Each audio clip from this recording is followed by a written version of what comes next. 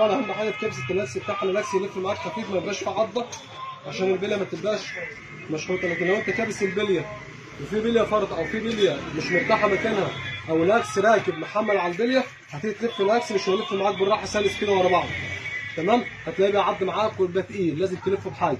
فطبعا ده تعرف ان في حاجه راكبه البليه هنا فيها مشكله، على طول تروح لافت تاني وتشوف ايه المشكله في البليه على الشعر، عشان هيبقى عمرها قصير اسبوع او اسبوعين بالكتير وهتفرم البليه بالمقص. فيبقى احنا كبسنا الاكس بعد ما تكبس البليه وتكبس الاكس بتاعك، تلف الاكس عندك يبقى خفيف ميه كده، تمام؟ ما يبقاش في عضه ولا حاجه، ويبقى حنين ما يبقاش في خشانه.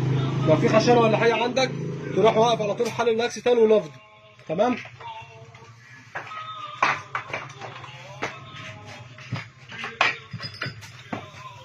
الصوره ولا محمود؟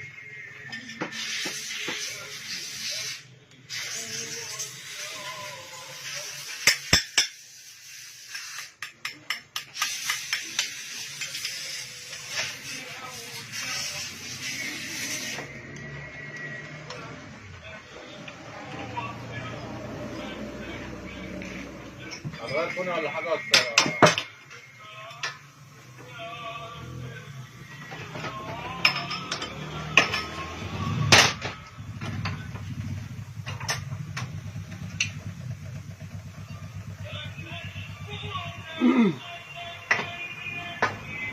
دلوقتي احنا هنشبط المقص في المكنه، وبعد كده هنبدا نجمع التيل عشان نقدر نتحكم عليه. هنثبت الاول المقص في المكنه هناك تاني، احنا كده قفلنا البلي الشعر اهوت، وبعد كده نبدا نكمل تقفيل البلي برضه التيل، وهنوريكم احنا بنقفله ازاي. هنعمل بس ستوب عشان ما نضيعش في الوقت بس. المقص زي ما انتم شايفين اهوت، ركبنا المقص تاني مكانه بالفرندات زي ما احنا اهوت، ركبنا ماسوره الباكم، هنقفل بقى التيل بتاعنا اهوت. طبعا انت شفت زي ما احنا قفلنا الفرندات بالخزن بكله، الحاجه كلها على بعض كانك جايب مكنه زيرو بالظبط، تمام؟ نركب الفلاشه اهو، ادي السوسته الصغيره.